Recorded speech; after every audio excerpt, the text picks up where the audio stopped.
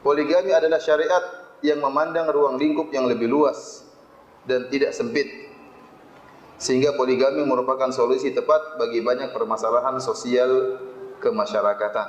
Jadi banyak orang-orang atau para wanita yang merasa terzalimi tatkala mereka dipoligami, dia merasa terzalimi. Dia memandang dari sisi dirinya. Dia memandang suami saya menikah dengan saya, cintanya terfokus kepada saya. Kemudian sekarang dia nikah lagi, berarti cintanya lah terbagi. Dan terus terang memang terbagi. Waktunya yang tadinya seminggu penuh buat saya, sekarang bagi dua. Ya, sehari buat saya, sehari buat dia. Jatah misalnya liburan yang seharusnya tiap minggu sama saya, sekarang enggak, seminggu sama saya, seminggu sama dia. Jadi memang yang biasanya dia merasa mendapatkan cinta yang banyak, sekarang berkurang.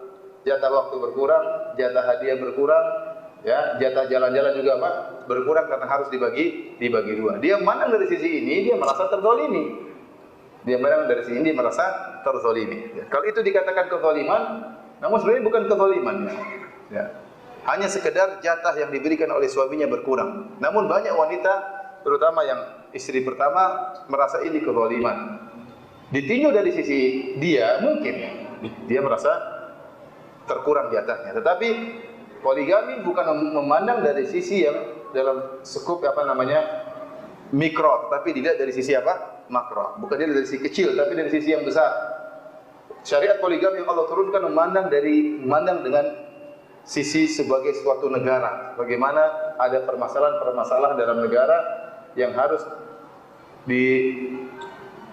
dicarikan solusi.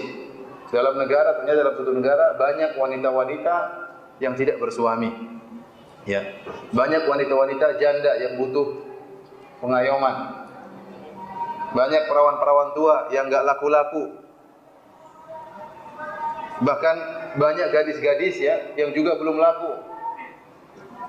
Dan mereka semua juga butuh perhatian. Mereka juga butuh belayan, mereka juga butuh kasih sayang. Kalau komunitas wanita, memang pengajian poligami banyak cobaannya.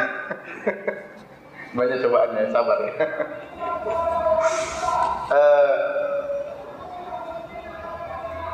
Kalau komunitas atau jumlah populasi wanita yang tidak bersuami ini banyak, ini akan menimbulkan permasalahan. Ya. Kita sendiri ya tinggal di satu kompleks, ada 5 janda saja bikin masalah pasti. Itu tidak? Bikin masalah. Anak-anaknya siapa yang perhatikan? Kemudian terkadang sikapnya aneh-aneh, mulai laki-laki melirik, ya, macam-macam ya. Kenapa orang tahu dia tidak punya suami? Dia tidak terjaga. Beda kalau kita tahu wanita ini sudah punya suami, orang tidak akan berani ganggu.